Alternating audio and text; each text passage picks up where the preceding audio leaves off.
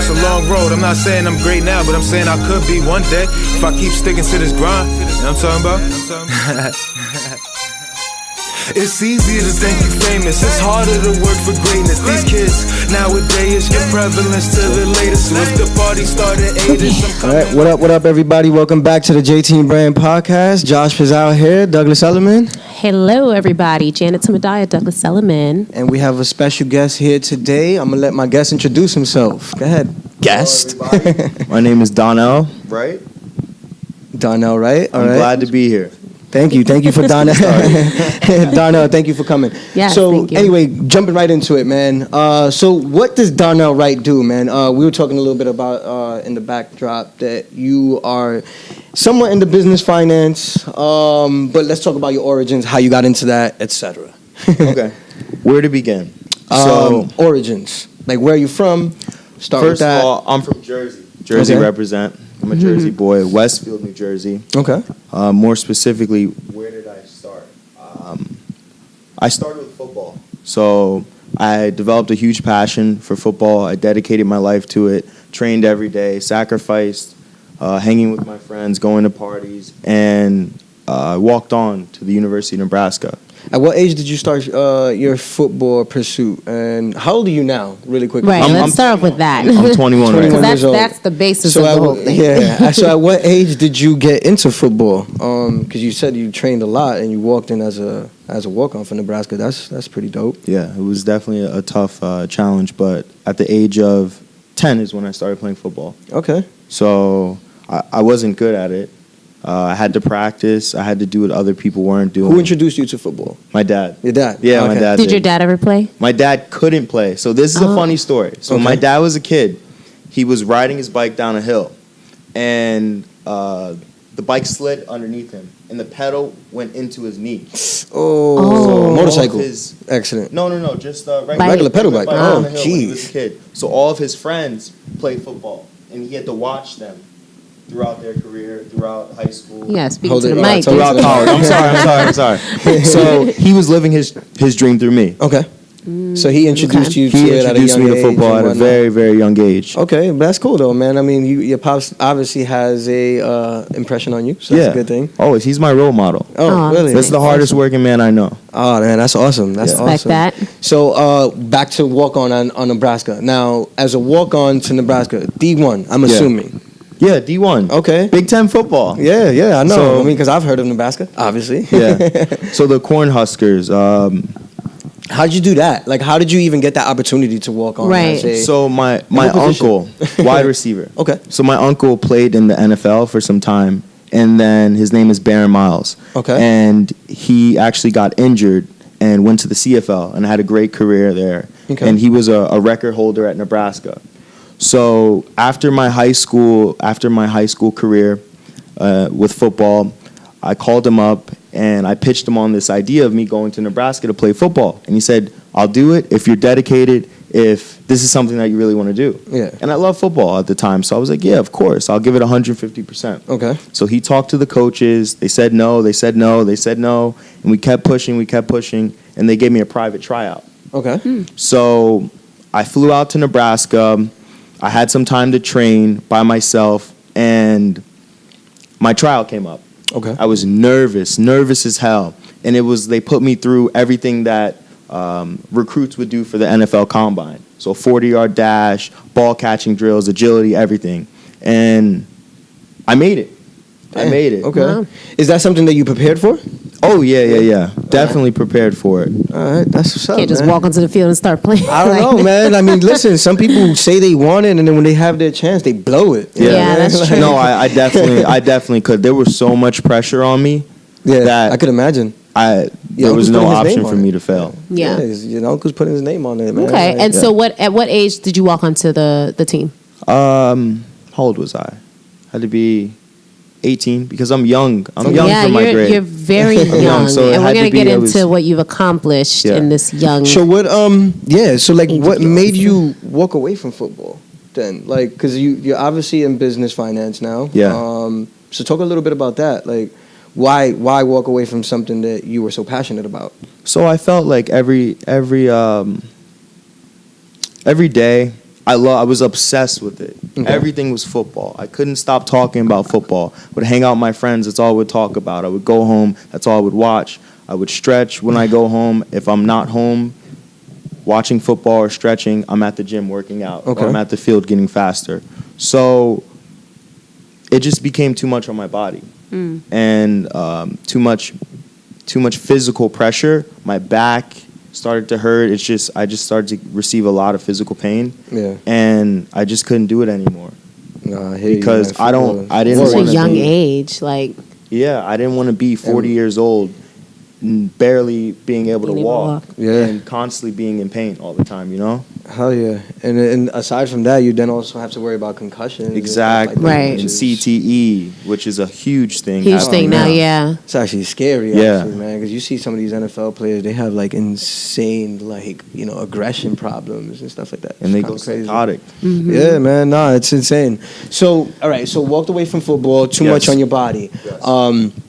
How did you get into... So, talk a little bit about your business now, because I want to, like, obviously get into that and how you got into it. Okay. What is your business now? Okay, so my business now is I created a technology and distributing company that teaches people how to build cryptocurrencies, and we actually build the parts, the equipment, and the computer parts for people that's needed to actually mine these cryptocurrencies, such as Bitcoin, Ethereum, and we're currently offering some more at the time. Now, for anybody out there that, like, these different, I guess, what would you consider, like, these different platforms, this is like a big thing now. It started with Bitcoin, and now I think Bitcoin is not as, you know, the rave right now. So the next big one is called Ethereum. Yeah, so that one I know my brother had spoken to me about, and I don't get it. To me, it's all volatile, so I'm just like, I'm not with it. I mean, but the market is very volatile, but it's the technology. It's the blockchain technology that's really going to stand to make a difference in this world, and I think that's an underlying factor that people. I keep on hearing a little about this blockchain thing. So just briefly touch on blockchain, because I'm not as aware or understanding of blockchain, but I definitely want to learn a little bit more about it. So, like, your briefing on blockchain. I'll just give you a simple definition. Let's just take Bitcoin, for example. So Bitcoin is a peer-to-peer, flawless payment system. So if you want to send me, let's say, $100,000 of real money, we would convert it to Bitcoin, and instead of sending me a wire, I would have an address that I would send you, like a text address. As soon as you receive that address, you send the Bitcoin to that address, and within 15 minutes, $100,000 is there, and there's no middleman. But that $100,000, is that real money? Like, I can go into a TD Bank right now and be like, show me my account. No. I want to see $100,000 in there. So as soon as you receive, like that's what gets cash. me. You know what I mean? It's not liquid cash. Yeah. So what am I getting excited for? You're getting excited because you actually have the opportunity to make more money than on that $100,000 that was actually sent to you side. on the resale. So say, for example, you receive the money, and within 10 minutes, the price of Bitcoin goes up a couple $100. You made more than $100,000. Because Bitcoin is like stock, right? It's kind of like people that do the stock exchange and all that stuff. Similar. Yeah. So the technology that you have, so mining. Yes. Explain a little bit about that, because they taught me a little bit about mining and how the technology works. Mining, like the things that the people do in the cave. So something like that. Yeah, believe it or not. Wait, what? But not physically. Oh, okay. I'm like, wait a minute. Like your technology thing is actually hacking away at those Bitcoins. So there are blocks within the blockchain. There are blocks that are connected. So you purchase or you buy these computer parts, you put them together, and what it actually does is it calculates these mathematical formulas that actually solve the blocks. And as each block is solved, you get a percentage of the specific cryptocurrency that you're looking for. So that's the mining part. It's very, very technical. It's very, That sounds like something I would be so not interested in. You really would have to have a very, your mind has to be able to expand when it comes to something like that. It's fascinating, but. So do you see, like, obviously you're invested in a technology platform. So do you see this being the number one currency used throughout the world in the United States? That's where the volatile comes into play, right? Because now you're playing with governments where you're going to have to now... Government is going to have to regulate this. You have to explain yourself. It's unregulated. We were talking about this. It's almost like the Wild West of money. It is, and a lot of people are losing money because because they want to get involved so badly that they'll just buy any type of cryptocurrency. You have to do your due diligence. You have to do your research. But to answer your question, do I believe that this is going to be something that is going to take over globally? Okay. Of course. Absolutely. Of course. This is way bigger than the internet era. Okay. By at least by a 10 times. The internet era is huge. Crazy, it's crazy because that was like the biggest. A lot of people keep saying this, and then like from my understanding is like you have to pass the government, right? Like the government is going to impede in anything they don't have their pockets, But see, that's what they're doing now. That's what they're doing now. There's a Bitcoin ETF coming out, which will allow major institutions or just accredited investors, people with a lot, wealthy individuals to get involved and buy Bitcoin in bulk. Okay. And so like you're talking about like corporations and banks and stuff like that. Banks, they get to, instead of buying one cryptocurrency, an exchange traded fund allows someone to purchase multiple, almost at wholesale. Exactly. Wow. And have someone privately manage it. It's almost like real estate a little bit. It's almost like real estate. Like I'm like, wait a minute, this is like buying and selling but now houses. the only thing is that it's unregulated right now, right? So like you can have somebody that's gonna manage your 100,000 Bitcoins and put a Bitcoin or two with a pot in their pocket, right? You know what I'm saying? Like this is like it sounds fun, and obviously there's a lot of money to be made. In theory, it sounds we're in infancy stages right now. So regulation will come. But you know what? But you know what? You know what gets me with everything else? I mean, look, people said in the past, social media. They had the whole conversation. We have this conversation all the time about social media. And back in the day, it was like, this is just another platform. Yeah. But now it's like the biggest platform, right? And it came out of nowhere. And it came out of nowhere, and people didn't expect it. And now everybody's rushing to get onto it to take advantage of it. And I might need to start reading up on this stuff because I don't want to be behind. Blockchain is definitely something that you want to read up on. I don't want to be behind because it sounds crazy. I don't know if I would dump all of my money into it, but a little here, a little there. It's good to diversify. So out of curiosity, you're invested in this technology company. How did you get into investing at such a young age? Let's talk a little bit about that. Are you invested or you own this company, right? Oh yeah, this is my company. And what's the name of the company? Yourself? It's called BitMatrix Mining. Yeah, by myself. Oh, okay. Yeah. Do you have a team of people or it's just you and your laptop? No. That's how it started. Okay. It was just me and my laptop hustling, marketing by myself, reaching out to people, but we currently have a team we're at 4 employees right now, but they're all stationed throughout the U.S., and we have warehousing throughout the U.S. and in Quebec, in Canada. Wow. Yeah. So things are taking off. You're really business savvy. Yeah. I love this. Where did you get that? Where did I get this? Yeah, like the business savvy. You're young. Again, I like to pick at people and find out how did you get into this So I was savvy part of you. When I was 13 years old, this is when things changed. Like there was a underlying factor that happened in my life that literally made me turn on the switch. And every day now, before the end of the day, I always ask myself, if I were to leave today, if I were to die today, did I work towards the goal, my final mission that I wanted in life? Did I work to my full potential? And when I was 13, my mom passed away. My mom was murdered. Her husband brutally shot her 16 times. Oh, man. So as a young kid... Sorry to hear that. No.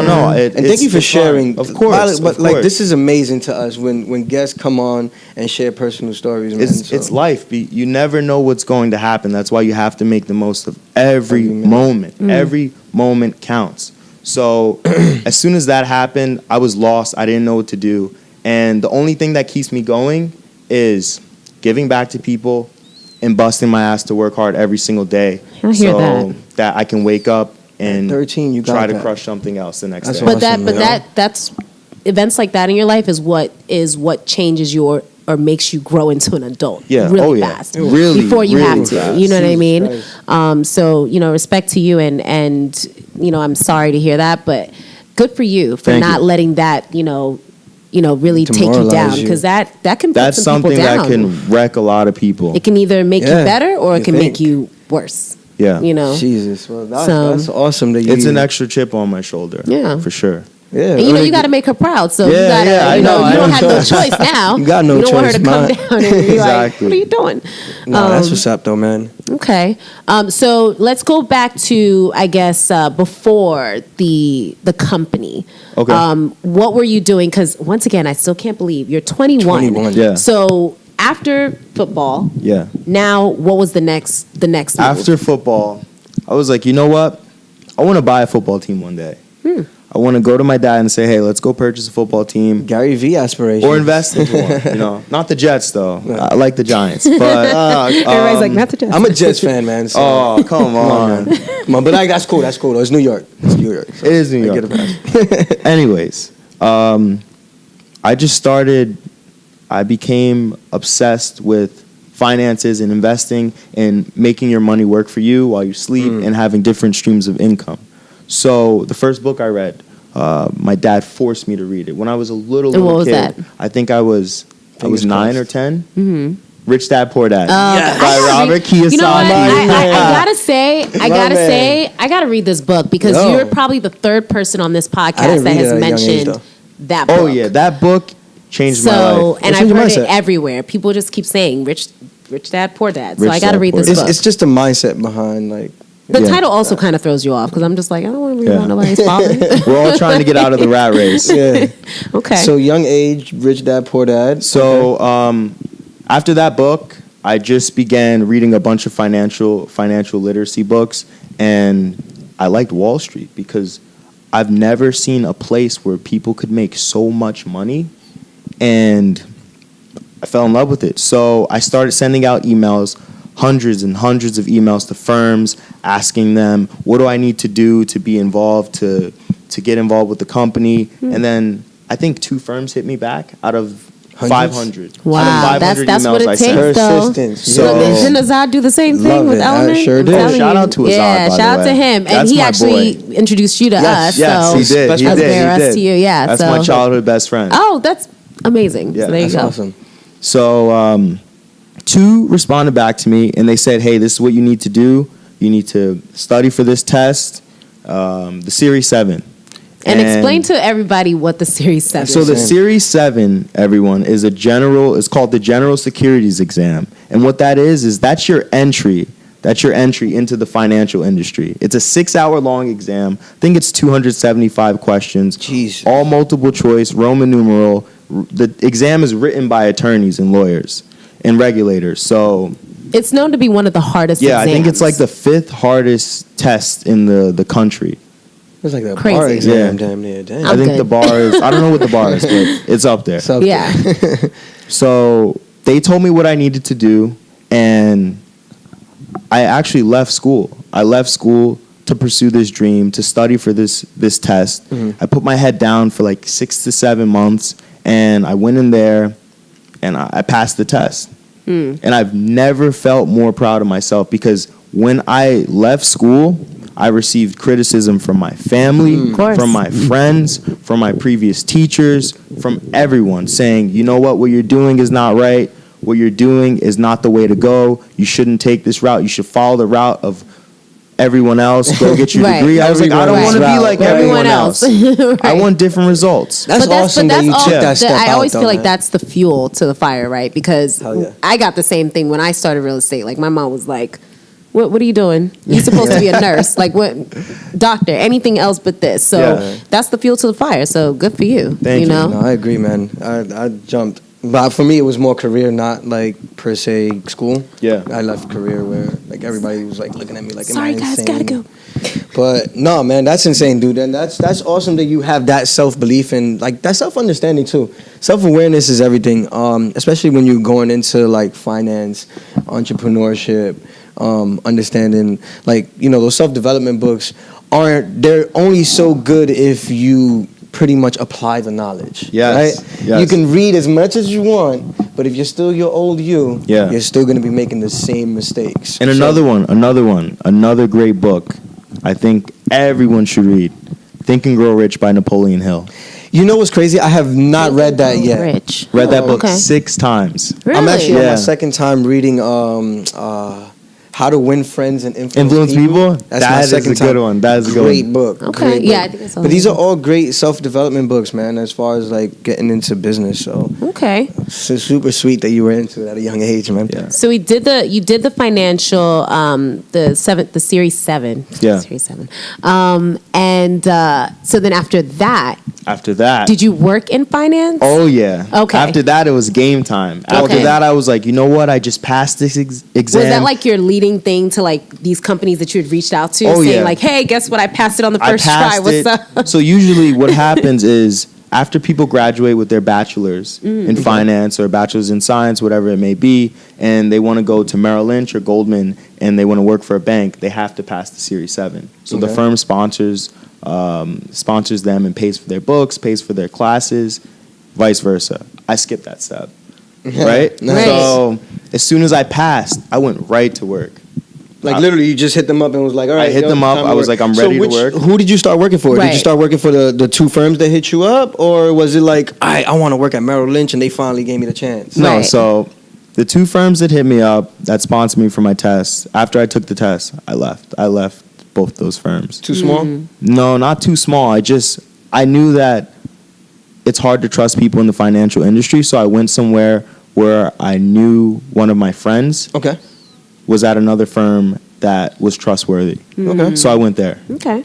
Gotcha. And let me tell you, that was quite an experience. I literally would sleep in the firm. I slept in the firm for about 6 to 7 months I just to believe give that. myself an edge over everyone else. Jesus Christ, did they look at you like you were insane? No, they would be like, look who it is. It's the pursuit of happiness. Look at it's Chris Gardner. You sure are, man. It's Chris Gardner. You know what? I respected that. That's awesome. And It's Chris. I loved the work. I I'll loved take the work. And I was the rookie of the firm because of that. That's dope. And there's no substitute for hard work. So now, taking the leap away from the firm Yeah. to start your own, now, did you get criticism for that? Because obviously you're already used to the first And what made you do criticism. that? Like, yeah, because you sound So- like you were enjoying yourself. I was enjoying it, but there's a lot of things that happen behind the doors in the financial world. When it comes Finance to world is insane. yeah, when it comes to managing people's money and deals closing, I just wanted to give myself. I already experienced all that cold calling and everything. I wanted to give myself now the opportunity to not put my income in the hands of others and really generate a stream of income while I'm sleeping. Because I can't dial the phone while I'm sleeping. Right. I only generate business while I'm awake. With this, I can make money while I sleep. Okay.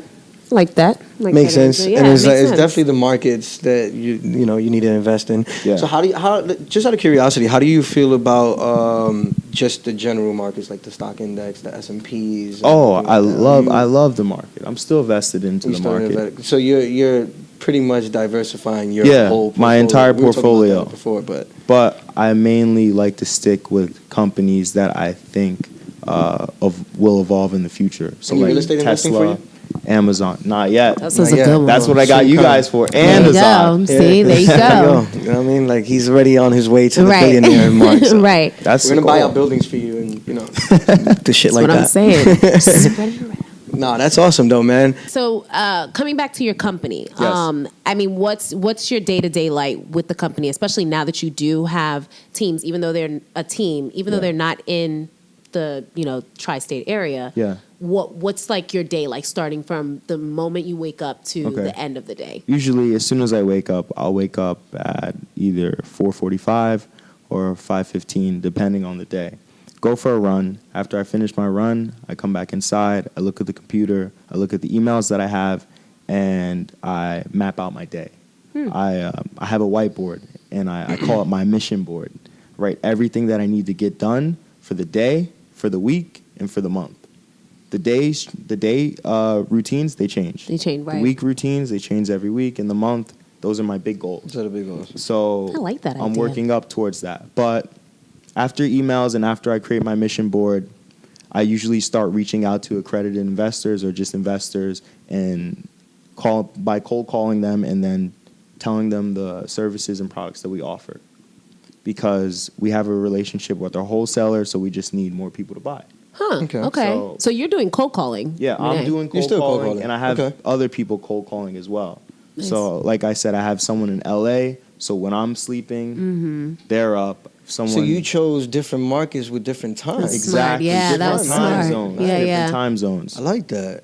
That's a good idea. Yeah. Thank you. Okay. And then so after cold calling, is there like an office space that you go into or? After cold calling, usually the best part about this business is I can do everything online. So I can schedule meetings online through Google Hangouts, and I can create events or whatever through my computer. So I usually have a meeting with my partners in the company, and we discuss goals or we discuss what we need to get done for the day, and then that's usually it. We're just cold calling and we're closing deals on these people buying the products and us building it for them and then shipping it out to them for instant use. And is this like a 24/7 type of thing? Like, are you going into the weekends? Doing this, I'm or around this 24/7. Do you take a day to yourself? Because I actually believe in that. Like, or else you'll burn it. Especially if you have multiple things going on. Yeah. I do believe in taking a day to yourself, even if it's half a day. You have to, else you will burn out. Yeah. It's happened to me. So I just. Whenever people say, "Oh, I don't sleep," I'm like, "Do you really not sleep, or do you just sleep less?" Everyone does. You know what I'm saying? Like, sleeps. I feel like people love to throw that out there, and I'm just like, no, you sleep. You just might not get that 8 hours, but you'll get like maybe 4 or 5. So I mean, on a weekend, like, how is that business like on a weekend? Are people actually answering their phones? Are people, involved in the business? So usually on the weekends, don't do any cold calling. It's just all behind the scenes stuff. Okay. So usually just check the markets, check the prices of the currencies, we do calculations on how much currency they would get a month versus how much they would get with another currency. So it's kind of like rebooting for the next week, basically. Exactly. Kind of. We set up for next week. Touching base. Okay. Yeah. And so like this company started when? I started this company about 4 months ago. Okay, so it's like this is a startup. This is like brand new. It's like a startup, but we're like it's picking. It's up moving really right, fast. and It's that's all because of the efforts and what you're doing, the strategy that you're putting into it. Because it wouldn't be happening if you were just kind of like sitting around waiting for something to happen. You know what I'm saying? Or if you were somebody that isn't savvy enough to all this. Right, exactly.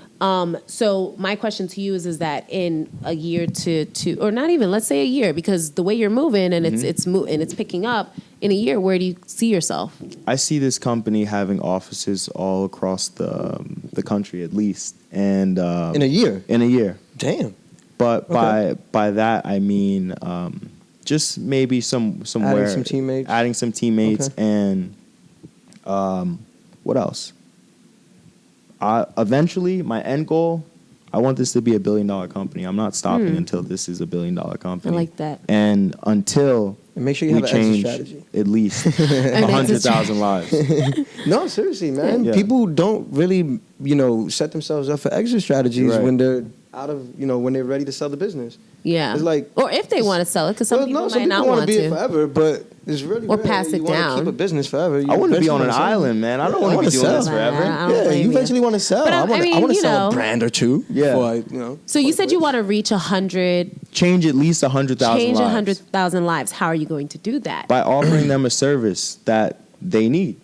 Okay, so, but you're going to do that just strictly off of the company, or are you going to use other platforms? Use other platforms. So I want to definitely start a charity. Okay. I want to start a charity, and I want to reach out to third world countries and just countries that have a heavy poverty. Yeah, I was going to say that's what I was waiting for. Yeah, I was waiting for that. Like, I know. Social media. You got to have a presence. People need to see this, and they need to see the growth, because I think it's amazing what you've accomplished at such a young age. At 21, I was thinking about, thank you, Jesus, I'm out of college. But you know what the funny thing is? You want to know what the funny thing is? or cars. Listen to this. Stupid shit. I feel like I haven't even done anything yet. No, but that's great. humble. That's amazing. That's to be honest with you guys. I feel like I haven't done never too anything. old to start. Like, this is what we believe. Like, you're never too. Like, I'm 30. Josh is 35. You know what I'm saying? Like, Wow. it's never too late. Definitely don't look 30 and 35. Well, thank you. I'll take it. I bathe in the fountain of youth daily. You know what I'm saying? Like, it's never too late.